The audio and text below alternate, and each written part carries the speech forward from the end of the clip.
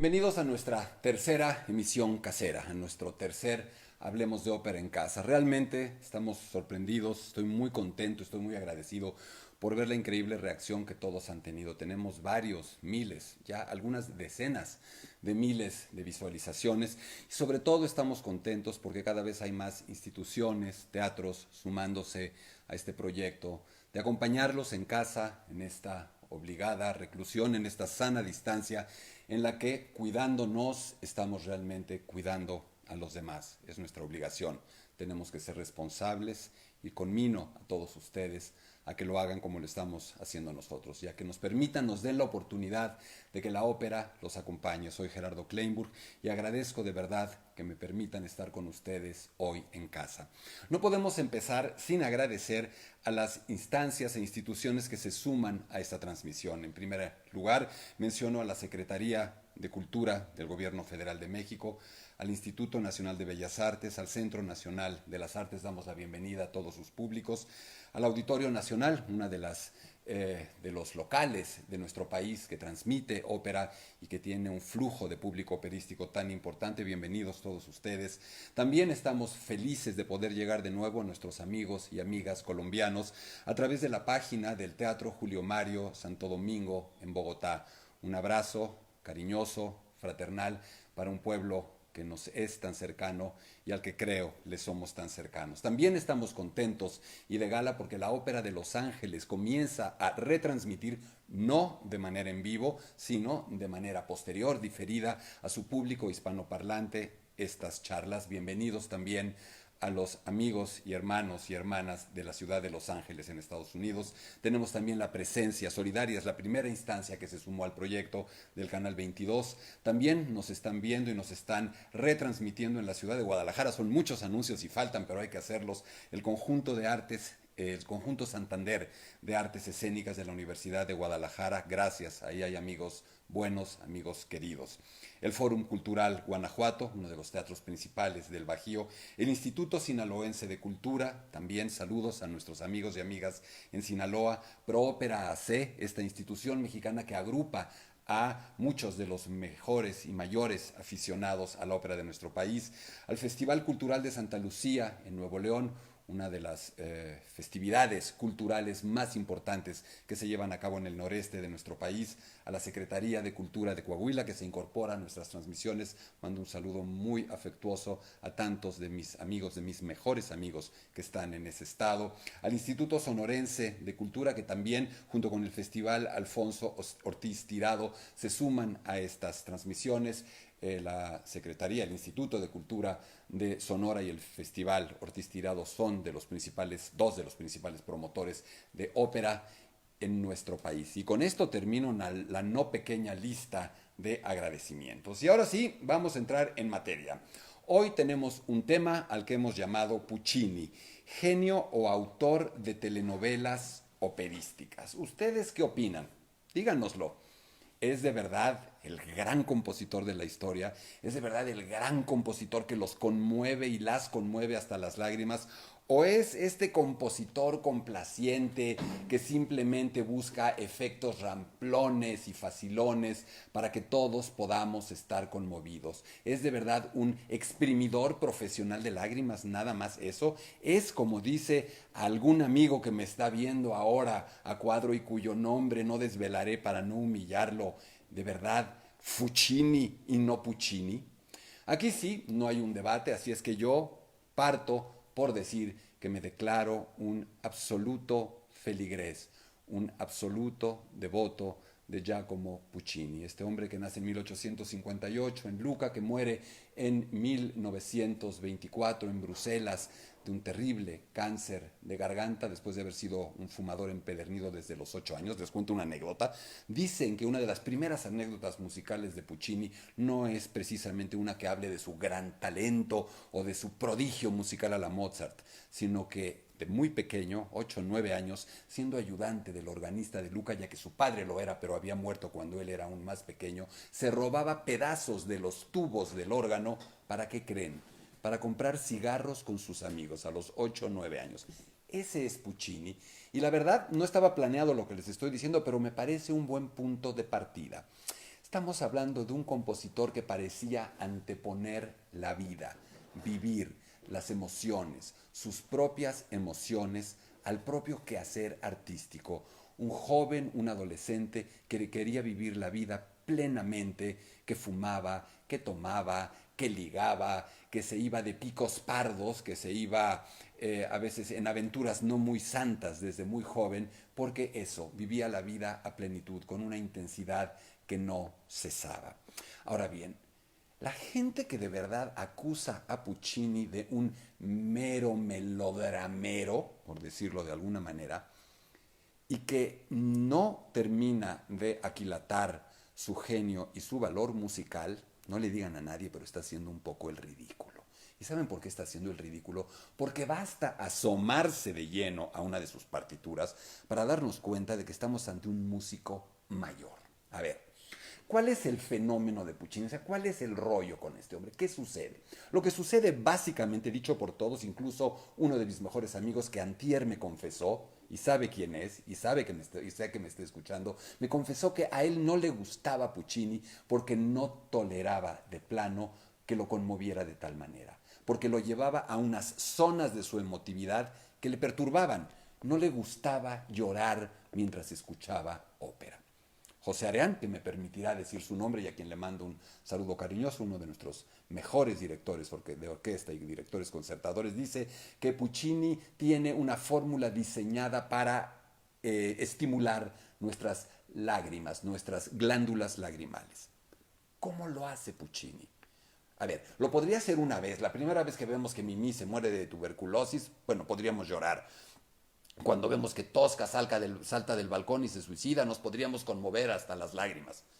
Pero ¿cómo le hace para que Butterfly se siga clavando un sable, se siga haciendo el harakiri cada noche que hay función de Butterfly y nos conmueva? Ya sabemos qué va a pasar. Nadie nos lo tiene que contar. Lo hemos visto 1000 veces y sin embargo algo pasa. Ahí hay un genio que es, a mi modo de ver también, un mago, un tipo que está haciendo todas las veces el mismo truco y se lo seguimos creyendo de verdad que aparece el coche, que desaparece el elefante, que atraviesa la muralla china. Y en este caso, ese truco somos nosotros. Puccini decía, lo digo siempre en mis cursos a propósito de este compositor, que era un cazador. Hoy no podemos decirlo de la manera en la que él lo decía porque sería un poco incorrecto, pero digamos, lo estamos citando. Él decía, yo cazo 3 presas. En primer lugar, cazo aves salvajes en el lago Mazachúcoli, junto a la casa en la que vivía, era un gran cazador de patos. En segundo lugar, cazo historias para poder escribir óperas. Y en tercera instancia, cazo mujeres. Sí, estamos hablando del más mujeriego, del más infiel de todos los compositores famosos de la historia. Un Don Juan, si no un playboy, un dandy, un tipo trendy, millonario, declarado por el New York Times el hombre más famoso del mundo. Imagínense ustedes, un hombre guapo, en mi opinión. Y este hombre decía que lo que quería era casar mujeres, pero yo creo, salvo su mejor opinión, que Puccini se la pasó toda su vida tratando de casar a la misma mujer, probablemente una figura materna, pero probablemente estas mujeres a las que él quería casar eran las heroínas de sus óperas. La ópera no se llama Pinkerton, se llama Butterfly, no se llama Rodolfo o Mimi, se llama La Bohème, ahí no cuadra muy bien el ejemplo. No se llama Calaf, se llama Turandot, se llama Suor Angélica, se llama Tosca. El número de nombres femeninos es incontable. Puccini básicamente es un gran compositor de ópera, porque como los verdaderos grandes de este género, parte del teatro, de la música.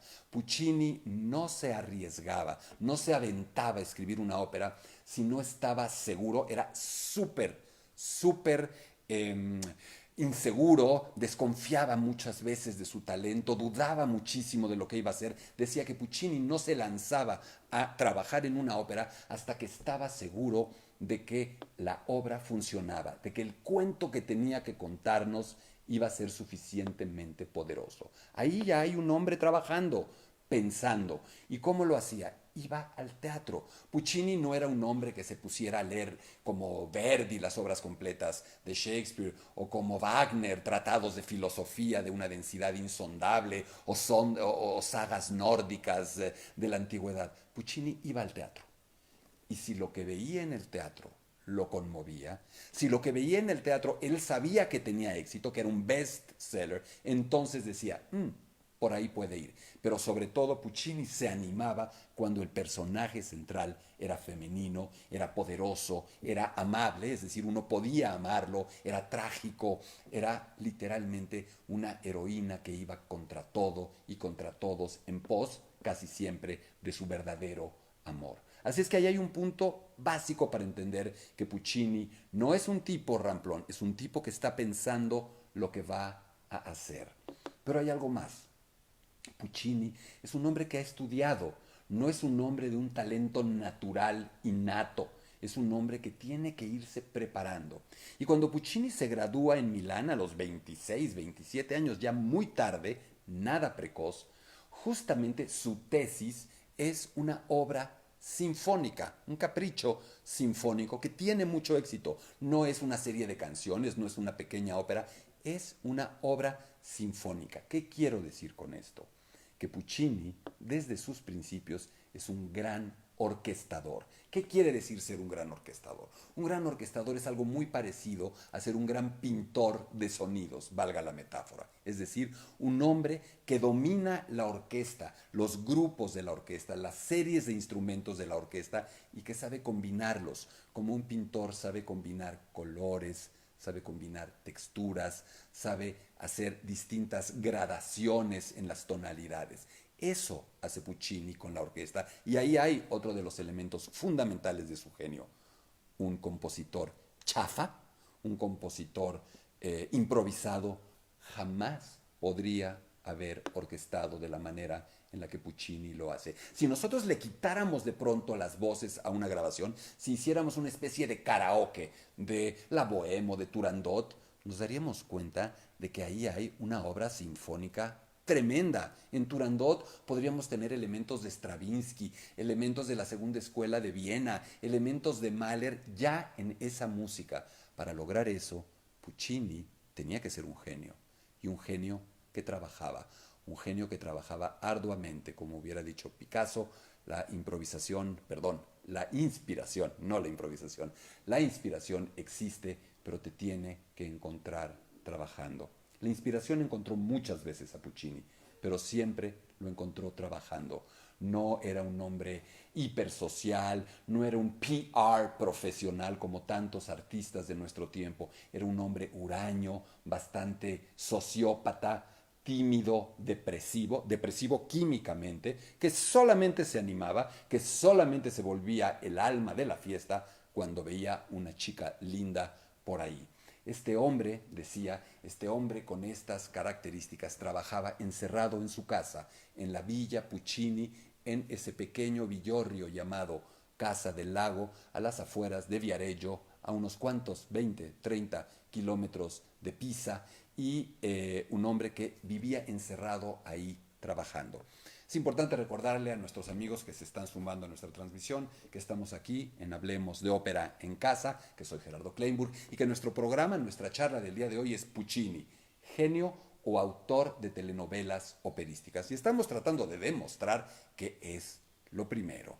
Nuestro amigo era, es y será siempre uno de los grandes genios de la historia de la ópera. Le pese a quien le pese y a quien le pesa, no le digan a nadie, es justamente por la manera en la que este señor sigue confrontándonos y sigue cazándonos como si fuéramos un indefenso patito de su lago, a todos, aunque no lo aceptemos. Otro punto, el canto. Puccini era italiano.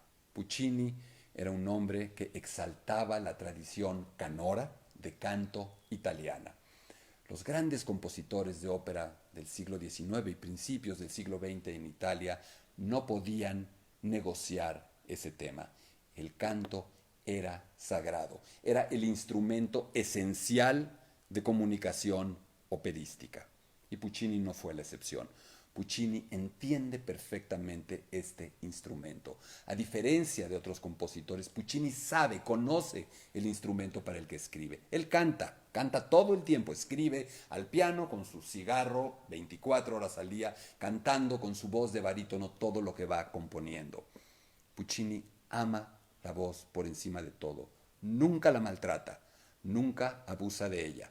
Sí puede llegar a ser cruel, sí puede llevarla a límites extremos, pero jamás pasándose. Siempre es capaz de mezclar la orquesta y la voz, de amalgamarlos de una manera absolutamente increíble.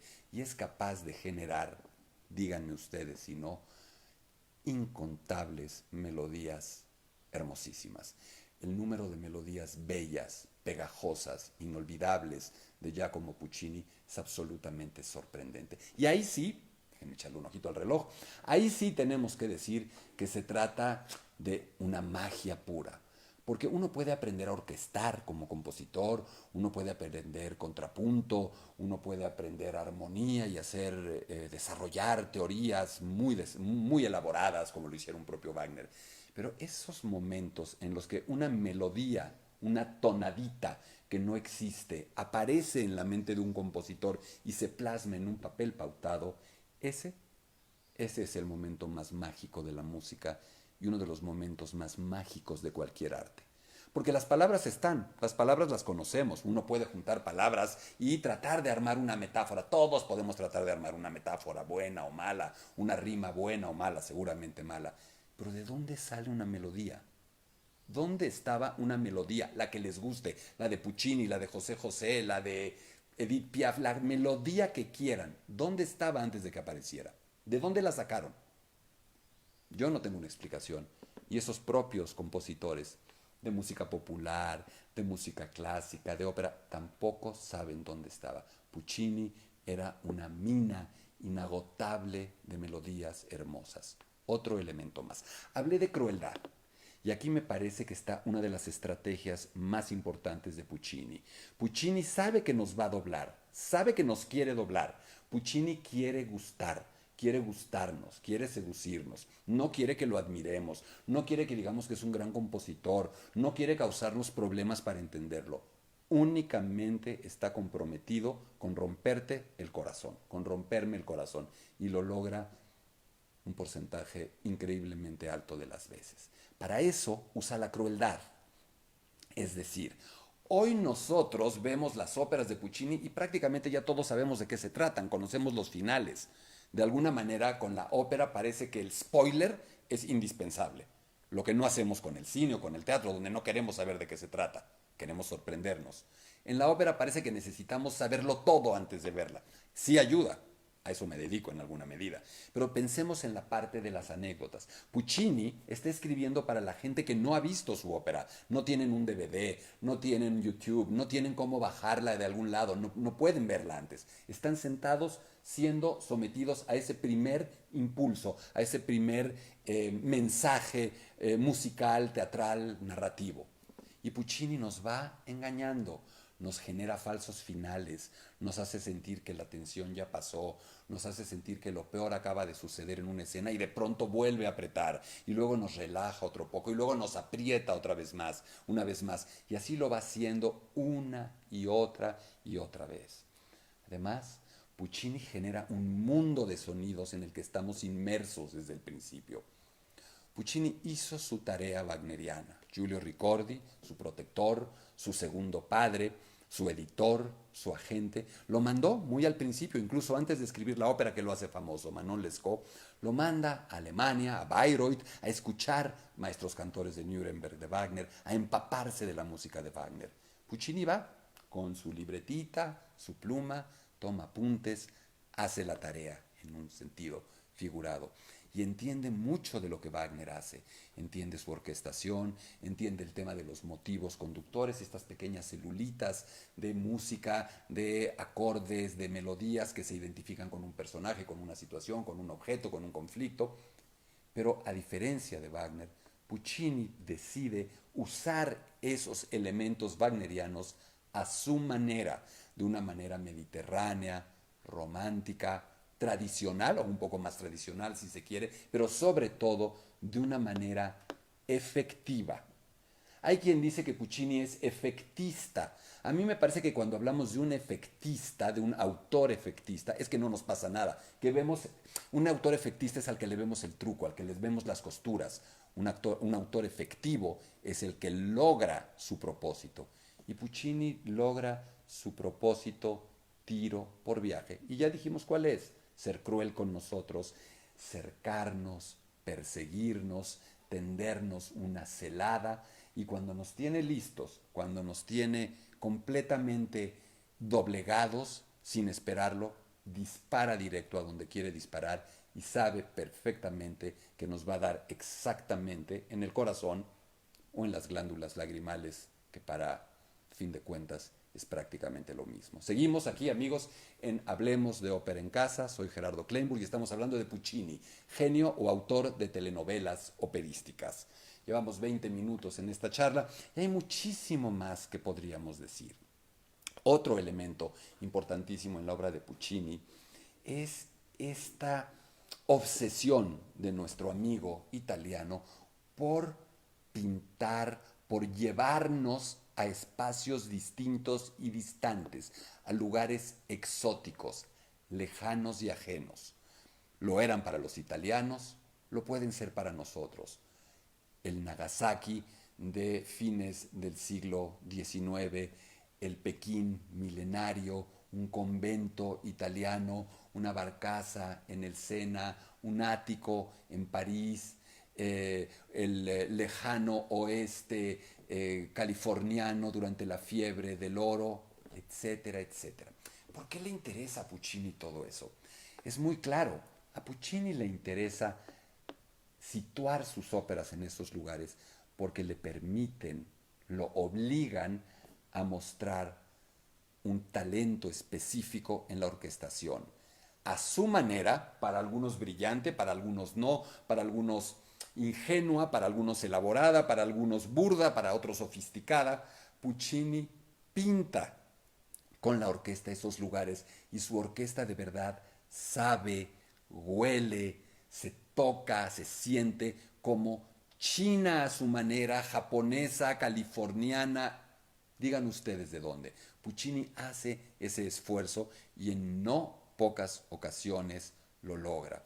Ese es otro elemento más del genio. A ver, ¿les parece a ustedes que con todo lo que estoy diciendo estamos hablando simplemente de un señor que agarra una piña colada junto al mar con dos güeritas junto y fumándose un cigarro, echa ahí un rollito, escribe unas cuantas notas para componer para escribir una telenovela que puede emocionar a la gente? No tiene nada que ver con eso lo que he dicho. Lo que he dicho tiene que ver con trabajo, con estudio, con cultura, con talento, con técnica. Se tiene que hacer con técnica. Por eso, en el curso que suelo dar extenso de 4 sesiones sobre Puccini, el nombre que he dado a ese curso es Puccini o la ciencia de la seducción. En un principio, la primera vez que di ese curso lo llamé Puccini o el arte de la seducción y a la mitad de estar dando ese primer curso me di cuenta de que el nombre estaba equivocado. No es un arte de seducción en Puccini, es una ciencia calculada. Contrariamente a lo que la mayoría de la gente piensa, Puccini, en mi opinión, fue un compositor fríísimo, calculador. Solamente alguien tan frío y tan calculador, con una estrategia tan clara, puede, insisto, seguirnos rompiendo el corazón 100, 200, 300, 400, nunca se va a acabar la capacidad de persuasión y de conmovernos de este compositor absolutamente único. Decíamos entonces que Puccini es claramente muchísimo más un genio que un autor de telenovelas operísticas. En todo caso, lo que sí tenemos que precisar es que Puccini es un gran exponente del melodrama, un género, una forma de contar historias que resulta ser o ha resultado ser bastante denostada y despreciada por mucha gente. Eso es algo que a mí me cuesta trabajo entender. El melodrama es como la tragedia, es como la comedia, es como la sátira, es como la farsa. Hay buenas y hay malas. Hay comedias buenas y hay comedias malas, tragedias buenas, tragedias malas, y nadie discute el género de la comedia o el género de la tragedia. Yo no entiendo por qué el género del melodrama tiene que ser tan discutido por tanta gente. En ese sentido, si el problema es el melodrama, entonces la discusión no es Puccini, la discusión es el género, el estilo que decide transitar.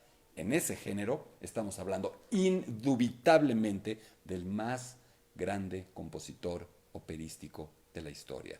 No se ha escrito un melodrama musical de esas características, de esa fuerza, de esa capacidad de persuasión. Podemos decir muchísimo más de Puccini, pero qué tal si mejor los invito como para que en un par de semanas hagamos un curso, ese sí, privado, ese sí, no abierto al público, pero igual pueden inscribirse y lo haremos obligados por estas circunstancias en línea sobre Puccini. Estoy seguro de que a través de él podremos de verdad juntos ir mucho más adentro, mucho más al fondo de este compositor. Hay varios anuncios que tengo que hacer y luego regreso a Puccini.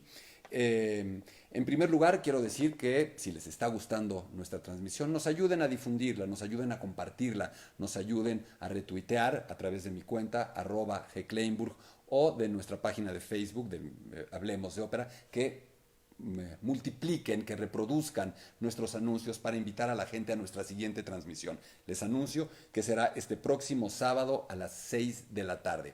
No sé exactamente de qué va a ser, siempre lo decido al final, pero si ustedes quieren hacer alguna sugerencia a través de Twitter o a través de Facebook, les voy a dar las gracias y les prometo que lo voy a tomar en cuenta. Otro anuncio importante es que el día de mañana arrancamos nuestro primer curso formal en línea en Hablemos de Ópera. El curso es Lady Macbeth de Mtsensk de Dmitri Shostakovich, una experiencia operística que te transformará. Las inscripciones las cerramos mañana a las 12 de la tarde porque tenemos que prepararnos para poder mandar las instrucciones que también vamos a subir a Facebook y en Twitter de cómo conectarse a esta sesión privada. Lady Macbeth del distrito de Mtsensk de Dmitri Shostakovich, y yo les pido que ya directamente escriban por WhatsApp o llamen telefónicamente al siguiente teléfono 55 43 47 02 83.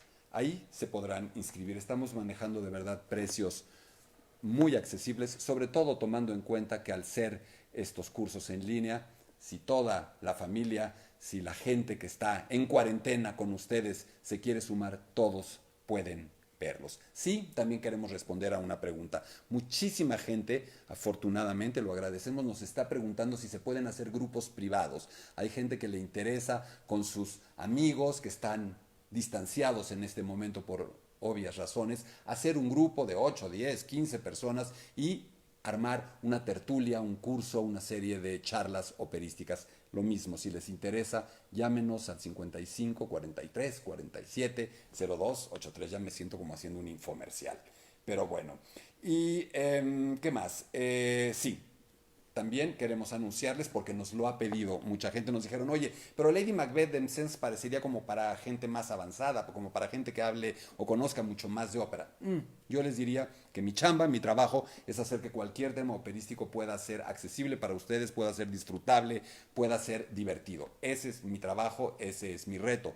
Si le entran a Lady Macbeth de Mtsensk, les aseguro que lo van a disfrutar, van a conocer la vida de un compositor fantástico y van a reconocer una de las relaciones de artista poder, artista tirano, más extraordinarias, si no es que la más extraordinaria de la historia. Shostakovich versus Stalin.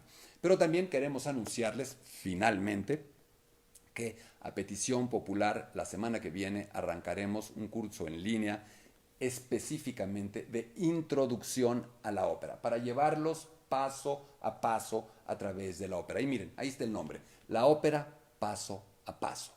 Ese será el nombre de nuestro curso en línea, al que los invito a que se inscriban. Hablaremos de la historia de la ópera, cómo evoluciona, de dónde nace, por qué nace, cómo va cambiando. Haremos un poco de entrenamiento auditivo, aprender a escuchar las voces, a reconocer las voces, qué es un tenor, qué es un barítono, qué es una soprano, cómo se canta. Es tan difícil entender cómo se canta. Incluso si se animan por línea, al estar en el curso, hacemos juntos algunos ejercicios, no de canto, no soy cantante ni maestro de canto, pero para que puedan entender por dónde va esto del canto operístico. Así es que ese curso lo vamos a hacer definitivamente jueves 2, viernes 3 de abril de la semana que viene y lunes 6 de abril de las 7 a las 9 de la noche y llamen al mismo teléfono 43 55 43 47 02 83. Fin de los comerciales, pero la verdad es que afortunadamente mucha gente nos pidió que hiciéramos alusión a estos temas. Y terminamos donde empezamos, Giacomo Puccini. Giacomo Puccini, un compositor genial o un autor de telenovelas operísticas. A mi modo de ver, Giacomo Puccini es un compositor genial, un compositor que solo tenía un objetivo, que solo buscaba a alguien, y ese alguien eres tú. Siempre te está buscando a ti, seas quien seas, y siempre te va a encontrar. Así es que mi sugerencia, ahora que termine esta charla, otro video, les garantizo que les va a romper el corazón. Nosotros aquí en Hablemos de Ópera los esperamos sus comentarios a través de nuestras redes y también sus llamadas para tener más información sobre nuestros cursos en el 55 43 47 02 83. Soy Gerardo Kleinburg y les agradezco de todo corazón que en estas circunstancias complicadas, difíciles, adversas, pero sin duda pasajeras, nos hayan permitido que hablemos de ópera en casa. Hasta la próxima.